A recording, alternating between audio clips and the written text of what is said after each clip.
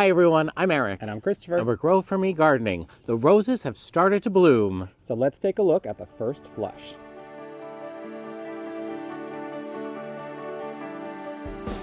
Welcome to our garden here in upstate New York, zone 5B/6A. It is the beginning of June and our first flush of roses are just starting to appear. So we wanted to take you through the garden and show you these nice, fresh, beautiful blooms because nothing compares to that very first flush of roses. Now, not all of our roses have put out their first flush. So this is just the first of many check-ins on the roses over the season. But I wanted to start with this gorgeous specimen behind us. This is Woolerton Old Hall. This is a David Austin small climbing rose, and we have it here on 3 trellises. These trellises we purchased at Home Depot, right, Christopher? Yeah, they're at Home Depot. Home Depot, and we just zip tied the 3 together, and then we hooked them to our vinyl fence with these vinyl fence hooks. So that's what's giving it its support. And then earlier in the season, you may remember that we trained the canes to grow kind of splayed up and horizontal, and now off of those canes have arrived this beautiful fresh growth with all of these buds and these gorgeous nodding flowers. And let's take a look at this one. This shape of rose is just gorgeous, and it has a delightful fragrance. Christopher, how would you describe the fragrance? This is a very strong myrrh fragrance with just a hint of citrus. I mean, and look at that like little blush of pink in there. It's a really, really beautiful rose. It's so pretty. I was worried at first when we planted it here because normally I really try and think ahead about colors and contrast and things, and I thought, oh no, we planted this like beige rose on our beige vinyl fence. It's not going to look great. But actually, I really, really like it with the black and the beige, and this is much pinker than I thought it was going to be. Yeah, it's got that kind of peachy base, but there's it's on the pink side of pale peach. So this has been in the ground. This is maybe its second full season in the ground. So this one was very small when we first got it. It was a gallon. We had ordered it from an online site. And now it's just really taking over, and eventually it's going to be the whole trellis and maybe more. Yeah, we may eventually end up having to go in this direction. Thankfully, there's an empty fence panel here, but this one gets up to about 12 feet. So we'll see in the next couple of years. Of course, we can control it. It is a rose, and they're very good about being pruned. Yeah, Woolerton Old Hall. Here at the front of the house, we have 2 Gabriel Oak David Austin shrub roses. This is more of a medium-sized rose. Obviously, it has this intense pink, almost fuchsia colored bloom. Absolutely a stunner. It looks like there's more, but there actually are only 2 here planted behind all this Walker's Low catmint, which you might actually can hear is completely covered in bumblebees. This is another strong fragrance. This is more on the fruity side. I do like to stick my head in this before I get in the car to head to work in the morning. It has so many petals too. Like, it's just kind of luscious looking. I really, really like this different shape. And also what's fun about roses, yes, you get all the different colors of flower, but you also get all these foliage tones. You can see this is almost more olive green compared to Woolerton, which is more of a bright, almost yellowy green. So this is an awesome way for us to kind of welcome you into the garden at the front of the house. It is highly fragrant. You can smell it around the bend. Yeah, and the wind is usually coming from this direction towards us. So first thing in the morning when I walk out of the garage, I honestly can just get this beautiful whiff of the Gabriel Oak. So not only does it have a beautiful flower, it's actually listed in David Austin's collection of best for flowering and best for fragrance. Gets about 4 by 4, so it's not one of the big shrubs. In our case, I think over the year it will get probably 4 by 4. I think this one actually pays attention to the label, unlike some of the plants in the garden, which, you know, they make up their own rules. I am in love with Tottering by Gently, another David Austin rose. And I love this flower because it is so simple. It's 5 petals, open to the pollinators, a soft, buttery yellow. It is clean. It is healthy. It is so low maintenance and easy care. And this was the first to bloom in our garden this season. Yeah, this one took over from Mary Rose, which usually blooms first. Yeah, and here's a nice fresh flower, Christopher, that actually had a pollinator on it. But you can see it's so early to bloom that they're already Some are already turning already over. going over. But we have a whole nother spray coming, and the color to me is just the ideal yellow for a rose. And it's a pretty decent sized shrub rose, right? I believe it's 4x4, correct? Yeah, it's a 4x4. This one seems to behave itself and not get too big. And there are 3 of them here. These were planted in 2022. We bought them at a garden center as 2 gallons. I think they were 2 gallons. 2 gallons planted in 2022. So this is kind of their second full season in the ground. And they are very healthy, very happy, and a great focal point when you enter the back garden. They're more on the light side of fragrance. They're more of a musk, but that's okay because this flower more than makes up for it. Actually, Eric, these don't have as many thorns on them. They really don't. They have barely any thorns, and that kind of coincides with how fragrant the rose is going to be, is how many thorns it has. So, like, the thornier the rose is, usually the more fragrant it is. And the other thing about Tottering by Gently is this one gets really nice hips. So we will deadhead now because we want the flowers, but in the late summer we'll stop deadheading because this will give beautiful hips. And I love the color contrast between the Weigela down here with the dark foliage and this bright green. I love the bright green foliage on this shrub rose. Tucked over under the red bud is Mary Rose. This is another David Austin. I think is one of the older varieties, but this has the clearest, beautiful, kind of bubblegum pink, little bit of ruffle to the leaves. It's tucked back here because this is when we first started gardening. So this has been probably in the ground the longest of any of our David Austin roses. It's a pretty healthy one. Actually, let's get rid of some of that. We don't want to look at that. It has a very strong old rose fragrance, which I do think is my favorite of all of the fragrance profiles of roses. Big, healthy leaves on it. And traditionally, this is the earliest rose to bloom for us, but it has been dethroned by Tottering by Gently. It is a classic pink, beautiful, healthy rose.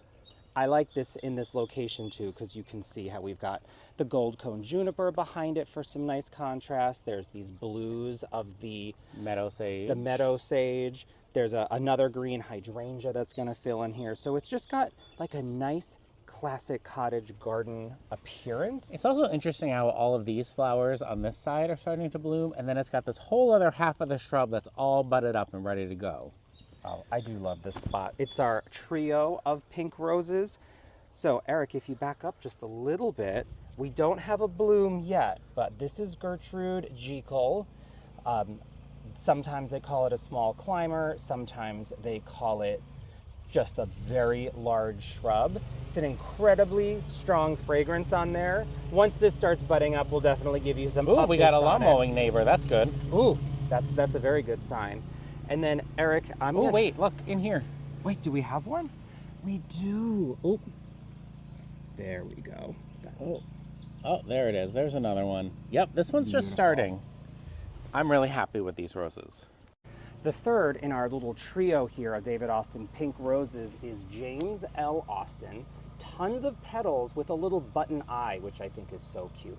This is more of a light to medium fruity fragrance. And also, it gets 4 feet tall like the others around it, but it actually stays a little narrower. So this would be nice in a spot that doesn't have as much room for a big sprawling rose. The other interesting thing about this rose is how thorny it is. I would say this is one of the most thorny. But thornier than Gertrude? Not as thorny as Gertrude.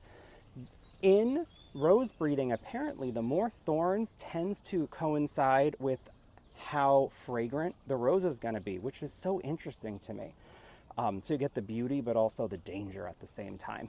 But in this case, it actually doesn't. It's very thorny, but it's not as strong of a fragrance. Where Gertrude over here, incredible fragrance, very, very strong, and lots of thorns. So this is our trio of pink roses here in one of the oldest spots in the garden. And they perform beautifully for us. And I cannot wait to see how they continue performing this season. This beautiful climber right here is the Generous Gardener, a medium-sized climber from David Austin Rose with a beautiful pale pink petal. Take a look at that, Christopher. Oh, it's beautiful.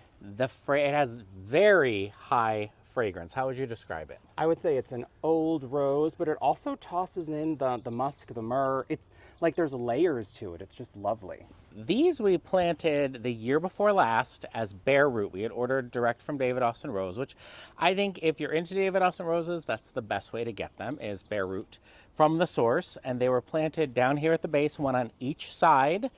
And last year, by the end of the season, they finally touched the top for the first time. So this year, I definitely know they're going to touch the top. They do shatter rather quickly, the pale pink bloom on the Generous Gardener, and I'm okay with that. Because look at this show that you get for the first flush. Planted alongside it is Betty Corning clematis. It's a great companion plant for it. Kind of totally different flower structure, a nice complementary color, and I'm really happy with the size of this arch. This is the Gothic arch from Gardener Supply, and I really like it because it's 8 feet tall and it's 6 feet wide, so you can still, get through it without getting snagged or touched by the roses.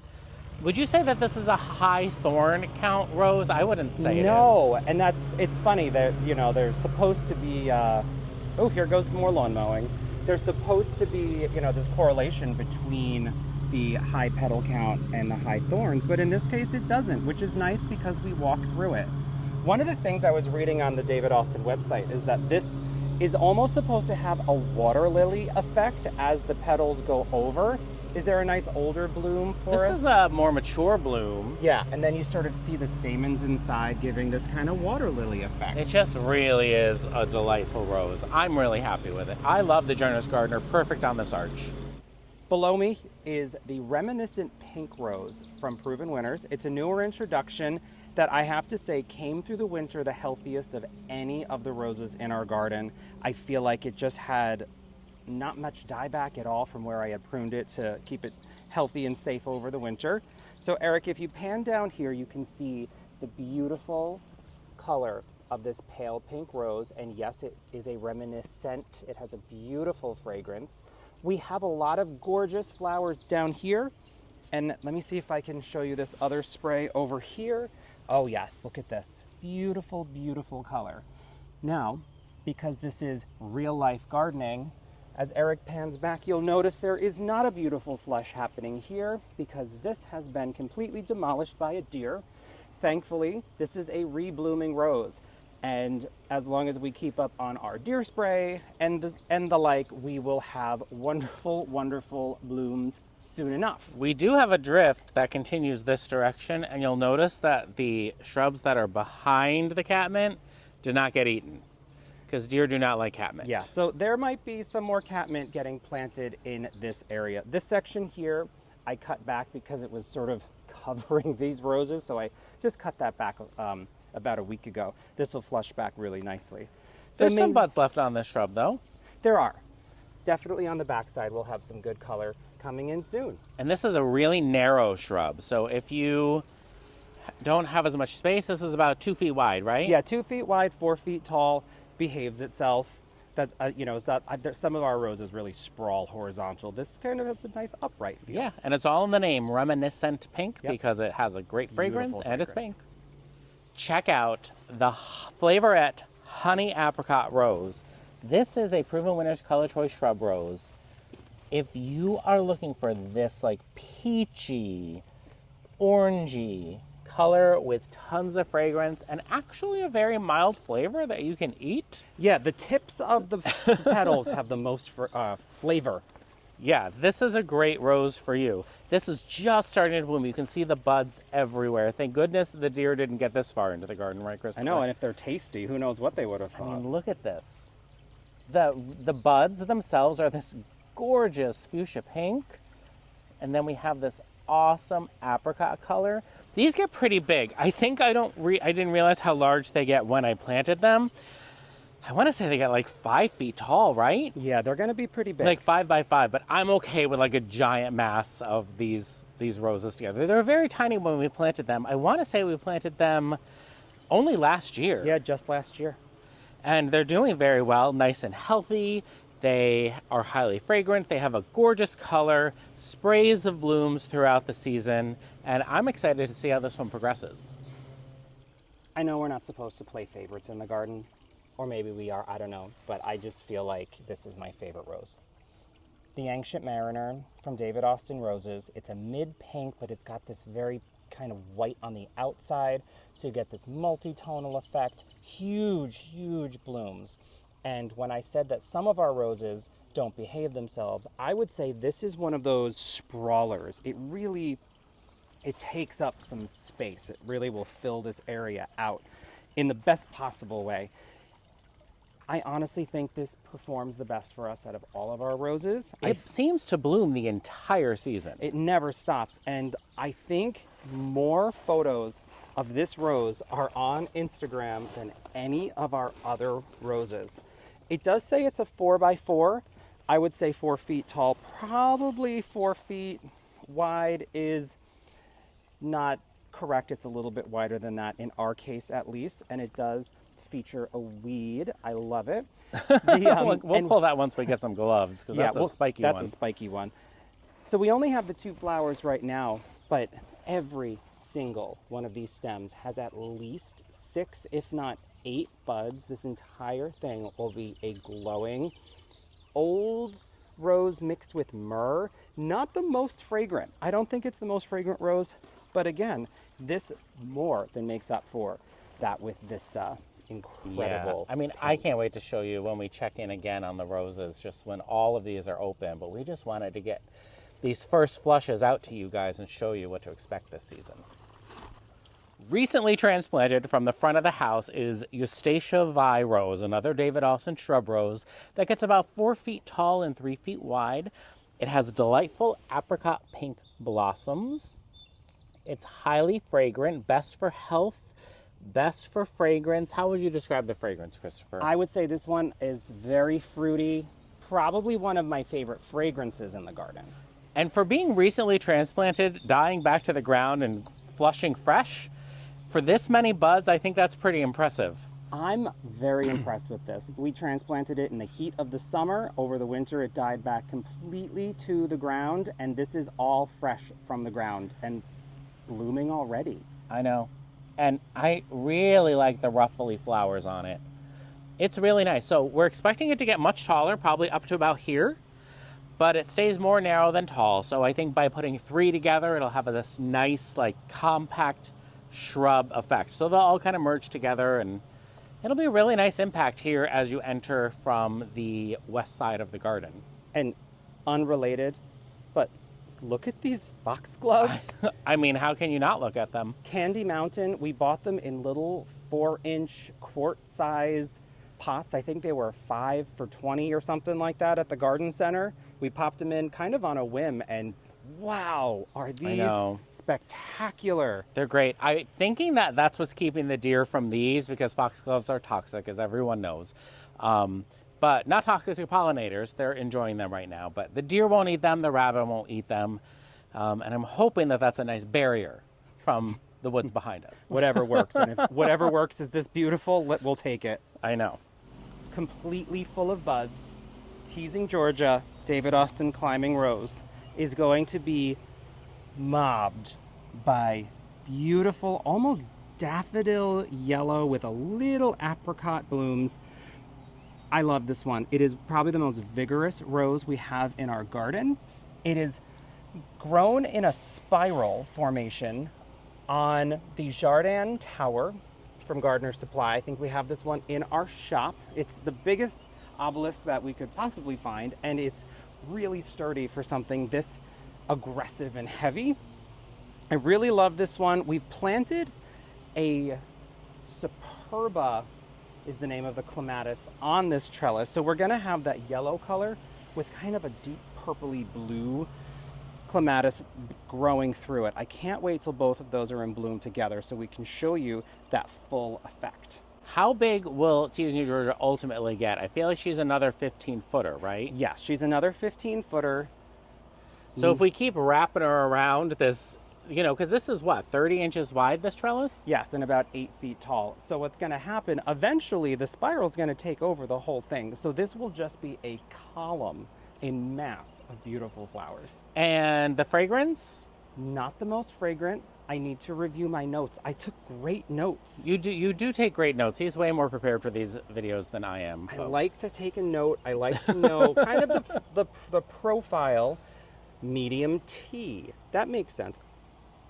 It does get a nice large flower on it once it gets going.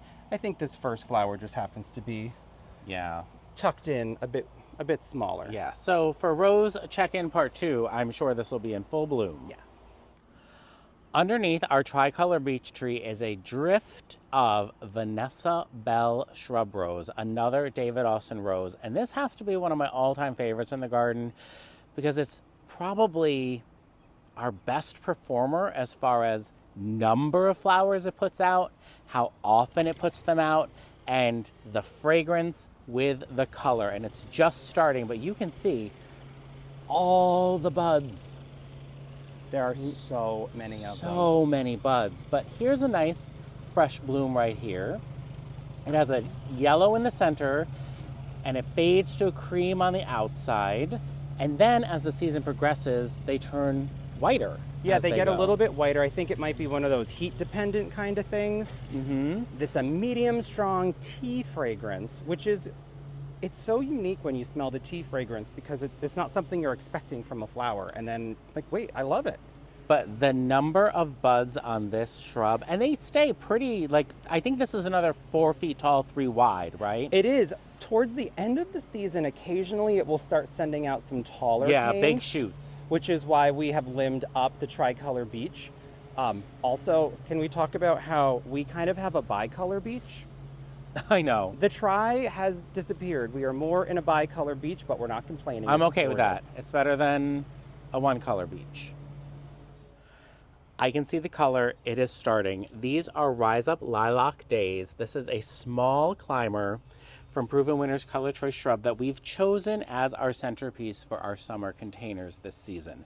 So in our Urbino containers with our obelisks, we put one Rise Up Lilac Days in each one, and the sprays are ready. I mean, we don't have a bloom to show you yet, but we want to let you know that they're coming. And we will share them with you when they happen. They're so beautiful. We just saw it when we were on a little garden adventure to Burlington. We saw one in bloom. The flower color is going to be perfection in these containers up against the color of the house and the garage. And the flower kind of reminds me of like a rambler. Yeah, it's a looser, I would say more native-ish looking rose. And I really like that. So I'm excited to share these with you when they come. Lady of Shalott could be the most beautiful apricot rose I have ever seen. We have 5 of them planted here along the north side of our terrace wall. We've actually installed some little hooks into the wall so that we can kind of train them over if they start to avoid coming towards us. The fragrance is so beautiful on this rose. And the color, I mean, even it's got this apricot pink with that orangey center, and then as it opens there's yellow. I mean, it's really eye-catching. I even love the bud color. It kind of reminds me of oh my gosh, like a sherbet. You know, it's got like the pink kind of like watercolored into the yellow. Really, really lovely. And our goal, because this is sometimes grown as a large shrub, sometimes as a small climber, is to encourage the blooms in this direction up over. So as it continues to grow, we get that fragrance wafted, especially the combination of medium tea fragrance with the lovely sound of the fountain. Yeah. It's a really, really delicious combination. We just wanted to kind of wrap up the video today by showing you roses that aren't blooming yet but are definitely on their way, and one of those is Claire Austin. All budded up, ready to go. This one was pretty slow to establish for us, I'd say. Yeah, this was one of those cases where we bought a clearance plant that wasn't looking its best, and sometimes the clearance plants, they take their time getting established. So this one is definitely taking its time. Another small climber. We'll pass Willerton. Eric, we forgot the beast of the garden. Emily Bronte. Oh my goodness, is there a bloom? There's not a bloom yet. This is just starting to open. And it's very odd that that one back there is white, because I've never seen that color on this shrub before. Oh wait, there is one back there open. There's a bloom. There's a bloom. I'm diving in. So, Emily Bronte, I think we've talked about this quite a few times, is the beast of the garden. She's amazing. She's not supposed to be an 8-foot shrub, but she gets to be 8 feet tall for us sometimes. She's listed as best for health, best for fragrance, a very strong old rose kind of tea fragrance, and it's just an exceptional beauty in this spot. When she gets going, it's a marvel. She really is quite a large, stunning rose. Her flowers are more of like the flat disc type roses, so like an old rose type flower. So if you like that, this is definitely the way to go. Not as deeply cupped as some of our other choices. I tend to prefer either really deeply cupped or like really singular petals. I don't know why.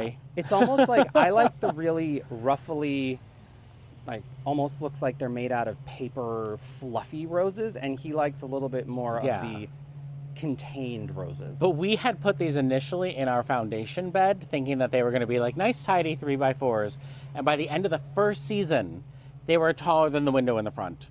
Yeah, I mean, they are aggressive. So I'd say after teasing Georgia, Emily Bronte is our second most aggressively growing rose. And down here to my right, now my left, is a drift of Ringo Double Pink. So tiny little landscape roses. No buds on them yet, but they were planted bare root at the same time as our other proven winners roses. What do you think, Christopher? I think they're lovely, and now that you say that, it's kind of funny that we're going to have itty bitty roses next to big, huge, giant lady roses. The last section of roses we want to show you are our new rose drift here in front of the dry creek bed. Earlier in the season, we had this opportunity to get our hands on some bare root roses from proven winners, the first of which being At Last. This is a beautiful apricot, just a stunner. It takes care of itself. It doesn't require a lot of deadheading. It doesn't require much from us at all. Highly fragrant. Highly fragrant, performs so beautifully. You will notice that there are not going to be as many buds on this. This is pretty close to the back of the house, and therefore it did recently receive a visit from the deer. Yes, the deer definitely snacked upon those, and a couple of these. Reminiscent crema. Again, this reminiscent series, knockouts, and not the brand, just a knockout of a rose. Much bigger leaves than I would have expected from such a small stature rose. We've seen these in person, cream, big flowers. So this is going to be a lovely, vibrant white section of the garden. It'll really set off the river birch behind it. We have iris and all kinds of other woodlandy looking items. So this is a great little section of the garden, and that concludes our rose tour for the day. So that was just part one of our rose tour. As the season progresses, we will keep bringing you along, showing you the second flush, maybe the first flush of some of our later bloomers. But we just really wanted to get in there early, kind of introduce you to what we have to share with you this season. So when you come back, you know exactly what to expect and what to keep looking for. So again, I'm Eric. And I'm Christopher. And we're Grow For Me Gardening. Thanks for growing with us.